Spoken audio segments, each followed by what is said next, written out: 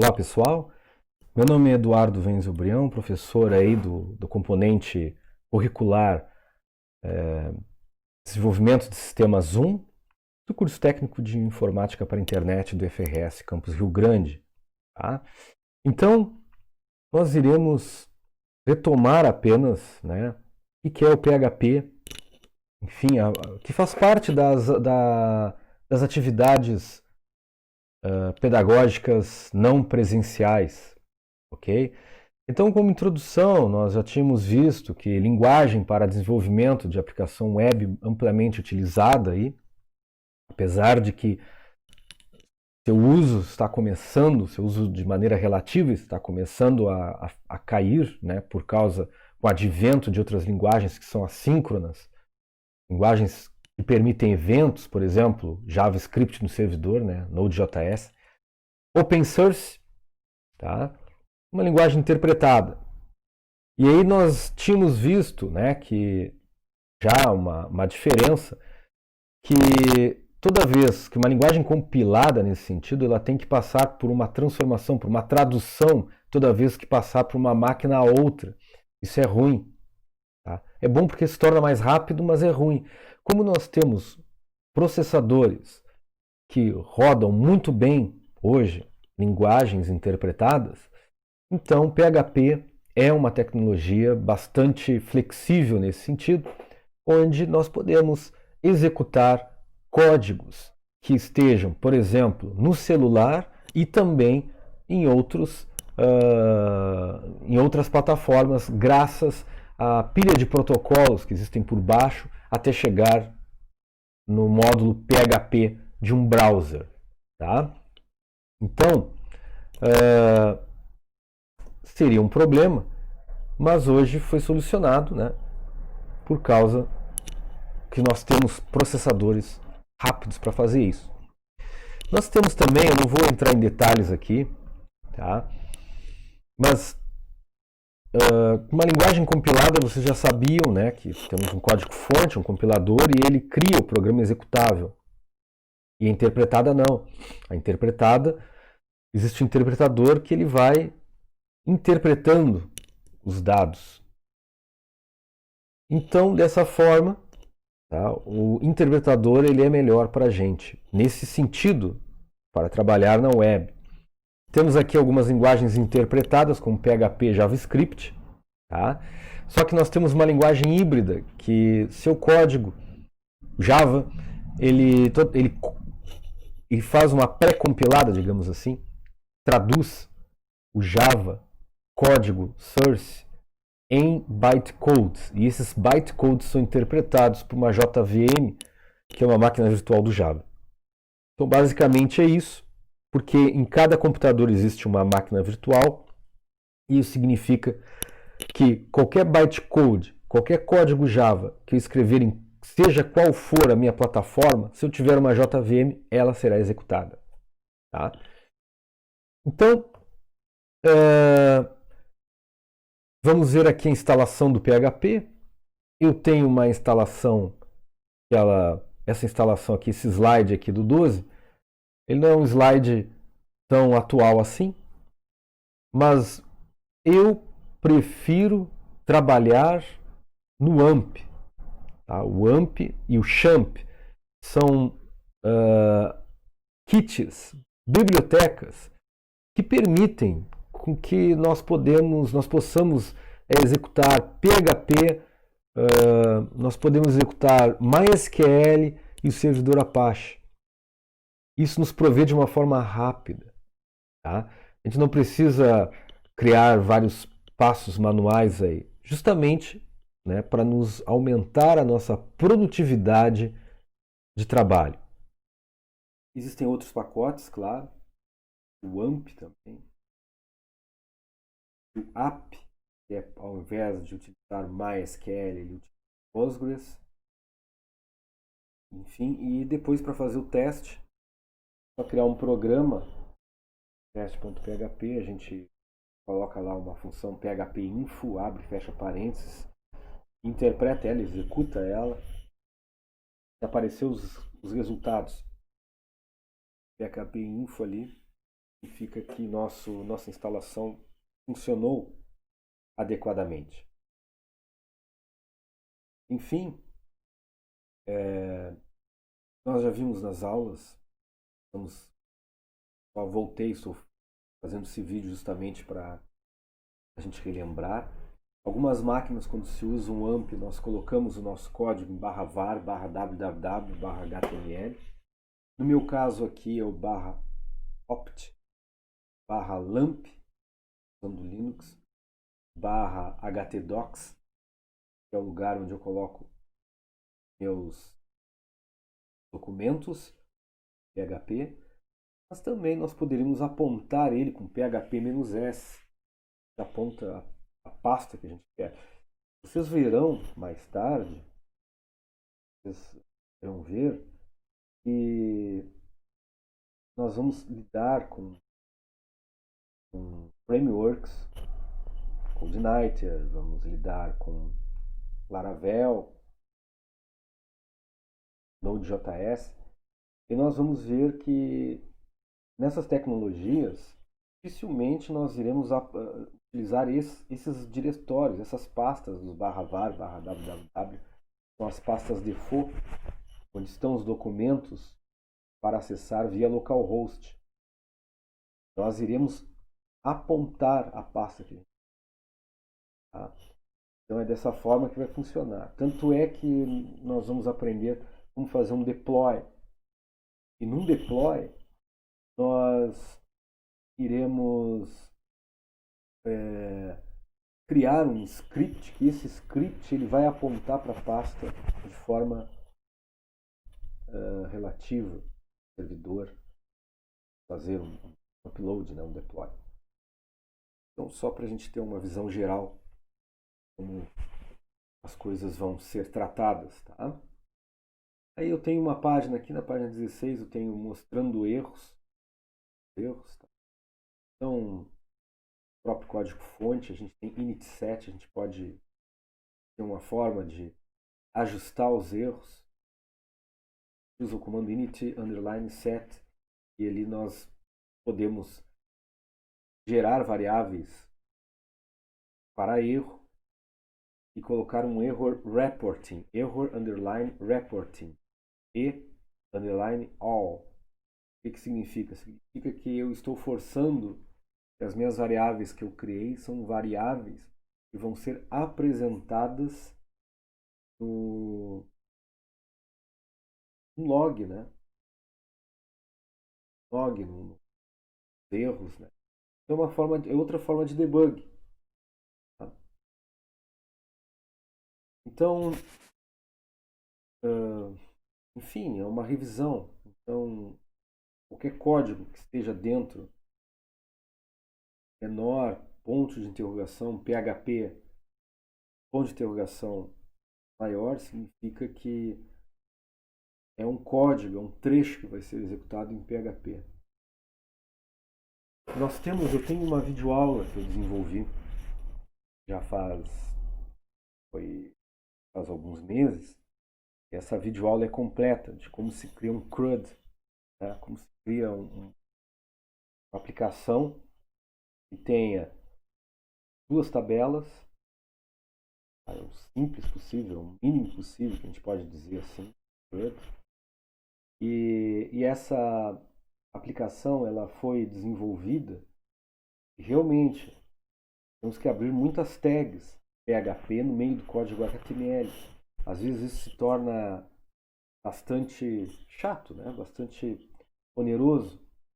Então, nós iremos aprender mais adiante que esses frameworks nos provêm ferramentas, provêm artifícios para que nós possamos, entre aspas, misturar os códigos HTML e PHP de uma maneira mais sucinta, de uma maneira mais clara. E exatamente saberemos as funcionalidades desses códigos dentro, né, dessa mescla. Okay?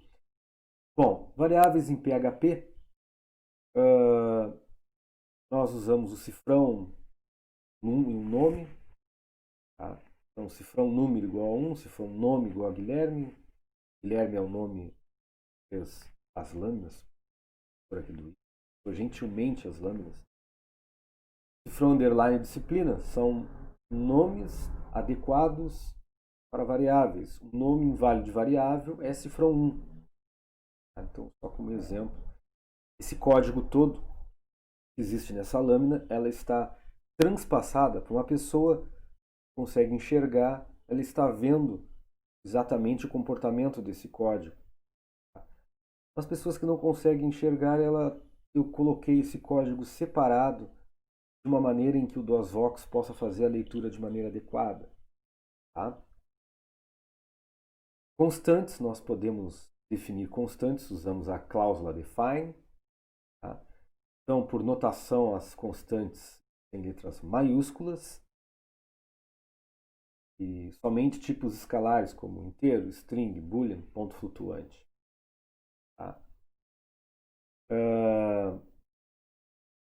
Nós podemos apresentar resultados no browser usando print, usando echo, usando print underline R para fazer uma impressão recursiva, ou seja, uma impressão de uma estrutura de dados mais complexa. Tipos que existem em PHP, nós podemos explicitar ou implicitar. Geralmente nós implicitamos. Era uma linguagem fracamente tipada, o PHP. Fortemente tipada seria o Java, onde você tem que explicitar todos os tipos. Então, temos inteiro, ponto flutuante, string, booleanos, classes, objetos, arrays. Temos recursos. Aí nós temos o null. São os tipos de maneira geral. Tá? Aí tem código exemplo aqui, onde eu coloco várias variáveis. Então i é igual a 10, é um inteiro. Cifrão nome é igual a Guilherme, entre aspas, é uma string. Cifrão falso é igual a false, com letra maiúscula, é booleano. Cifrão verdadeiro é igual a true, também é um valor booleano. Então o valor 100.50 é ponto flutuante. Automaticamente o PHP ele consegue identificar esse tipo. O problema é quando se altera esse tipo ao longo do caminho. Esse é o grande problema do PHP. Ter cuidado com isso. Tá? Aí uma string pode ser definida como aspas simples ou com aspas duplas, tanto faz. Não pode acontecer eu abrir uma aspa simples e fechar com aspas duplas. Ele pode mencionar erro. Tá? Então, aspas simples, se o texto contiver aspas simples, deve ser precedido pelo caractere barra invertida. Por exemplo, se eu quiser colocar aspas simples dentro das aspas simples. Aspas duplas também é necessária a barra invertida para explicitar que o interpretador entenda que aquilo ali é uma string e não faça parte de fechar a cadeia de caracteres. Existem os arrays associativos, onde a gente tem uma chave e uma seta em um valor, ou um array implícito, onde nós temos apenas valores, e o print R, print underline R, faz a impressão de um vetor. Tá? Eu deixei uma imagem aqui, que essa imagem ela está de maneira descritiva para alunos inclusos, conseguem visualizar essa imagem. Eu coloquei um cifrão vetor igual array, criei um vetor, o vetor é vazio, e aí eu coloco o vetor índice 1 é 540, vetor índice 3 é igual a 8456. Então, nós temos dados a ser colocados. Aí nós temos array de maneira explícita,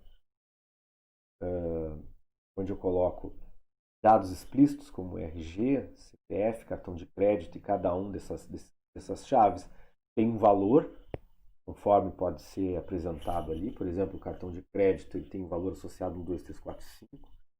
E de forma direta, sem ter essa explicitez, mas da forma direta é usar doc índice RG e eu colocar como se fosse realmente um vetor, como de uma maneira que faz de um vetor, onde eu digo na posição RG eu vou colocar o valor.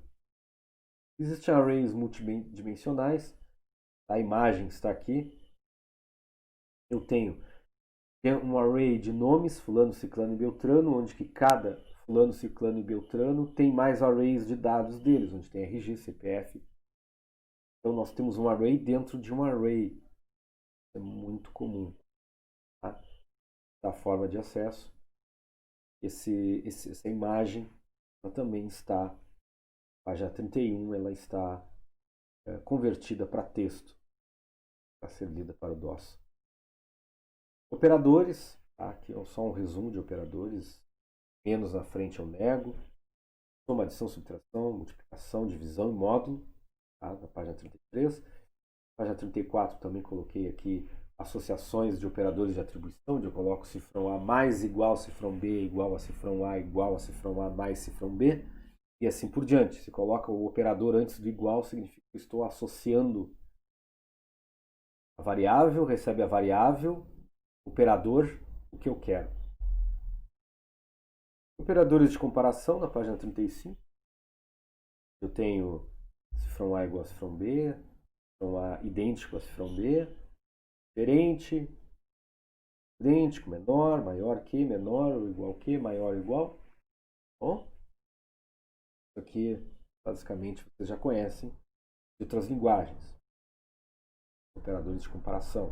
Essa tabela está convertida em texto. Operadores de array. Como é que eu faço soma? Posso unir arrays usando um mais entre dois arrays. Igualdade, saber se eles têm mesmo pares de chave e valor. Identidade, se eles têm mesmos pares de chave e valor, mas na mesma ordem do mesmo tipo. Desigualdade, se existe diferença. Menor e maior também é desigualdade. E não identidade significa que não é idêntico. Estrutura de controle já conhecemos, tá? If não A maior que B, echo A is greater than B, echo A is not greater than B. Então, o if else normal que vocês viram isso em programação, while também, revisão, conhece. E quem não está enxergando, o código pode ser lido por DOSVox em todas as figuras aqui. For each, tá? Tem cifrão A, recebe array 1, 2, 3, 17. E em for each, cifrão A é a cifrão V. Então eu vou mostrar dentro desse for each o cifrão V, porque cifrão V corresponde a cada dado cifrão A. O for each é muito usado. Tá? Ajuda bastante. Aqui é um for each para pegar um chave. Então se eu tenho um array associativo, eu uso cifrão for each, cifrão A é cifrão K, seta cifrão V. Dessa forma eu consigo pegar o conteúdo, que é o cifrão V, e eu consigo pegar o cifrão K, que é a chave. Temos for each dentro de for each, tá?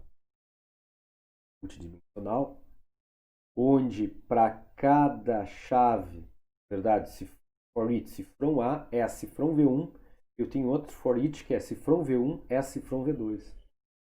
Significa que eu estou pegando cada elemento único dentro dessa matriz aí. Tá? Expressões como continue, pula e break finaliza. Só que tem dois exemplinhos como é que funciona, né? Se eu coloco um while, se eu tenho um if dentro desse while, um break, ele sai fora desse while, quebra esse loop. E o continue significa que ele não executa, né? Se o count for igual a 5, ele não executa o que está abaixo. É como se ele quebrasse o loop, mas ele não saísse dentro dele, ele volta lá para o início. Então essas são as diferenças. A gente brinca que esse continue aí nada mais é do que um go to while. Ele é um go to. Exatamente, isso é um go to. Tá? Para quem foi programador lá nos anos 80, isso aí nada mais é do que um go to. Só que é do nome bonitinho, mascarado. Switch também. Switch é um go to também, mascarado. Eu tenho switch, a variável case 0 eu faço tal coisa, case 1 eu faço outra coisa, case 2 eu faço outra coisa. Lembrando que eu tenho que usar break dentro de cada case, senão ele executa tudo de uma vez. De novo, são go-tos. separados. Por que eu falo tanto em GoTo? Porque GoTo era a instrução mais básica que tinha nos anos 80 em certas linguagens como Basic, COBOL, que permitem sair de um loop. Só que isso poderia causar grandes problemas, poderia causar o chamado espaguete lógico. Nós nos perderíamos facilmente. Então essas linguagens permitem melhor organização para nós. Então, temos require include, tá? Eu tenho o objetivo de inserir pedaços de código PHP no script. Nós vamos ver muito isso. A diferença está como tratam os erros. Include produz warning, require produz um erro fatal. Existe include once e require once, que ele tem a lógica de inserir uma vez apenas. Funções, já sabemos funções. A gente usa a palavra function, o nome da função. E aí temos parâmetros, e ali dentro o pedaço de código vai ser utilizado dentro da função. Antigamente a gente chamava isso de subrotina. Aí temos um return para voltar, né, para retornar o valor que nós queremos, um resultado, enfim. Temos temos passagem parâmetros, eu coloco um e-comercial do lado do parâmetro. E aí, qualquer alteração que eu faço nesse parâmetro, ele vai ser alterado lá fora.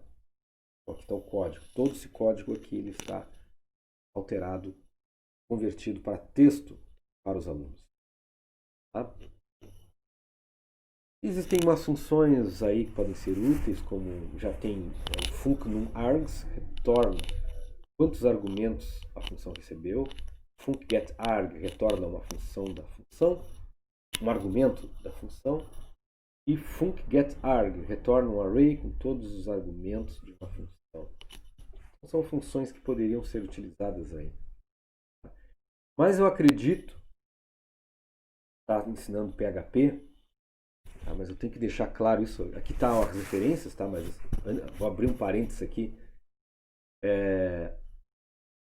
Hoje tudo bem que se usa PHP, mas a tendência é que o PHP ela está começando a entrar numa linha, o ciclo dela está terminando. Existem muitos sistemas em PHP, existem, mas a maioria está sendo migrado para códigos melhores. Por exemplo, Node.js. Tá? Temos o Python também, mas Python ainda é muito pequeno. A quantidade de sites que existem desenvolvidos em Python. O que nós temos hoje é muito JavaScript, mas JavaScript voltado para o servidor, que é nada mais, nada menos que o Node.js. Esse Node.js aí realmente é uma maneira muito interessante de programar. Permite criar ações síncronas, como nós estamos vendo aí no PHP, como assíncronas. Ou seja, recebimento de eventos por fora. Isso permite uma codificação maravilhosa. Eu pretendo ensinar Node.js para vocês no final do curso. Tá bom? Então era isso, pessoal. Um abraço aí, tudo de bom e um bom curso para vocês.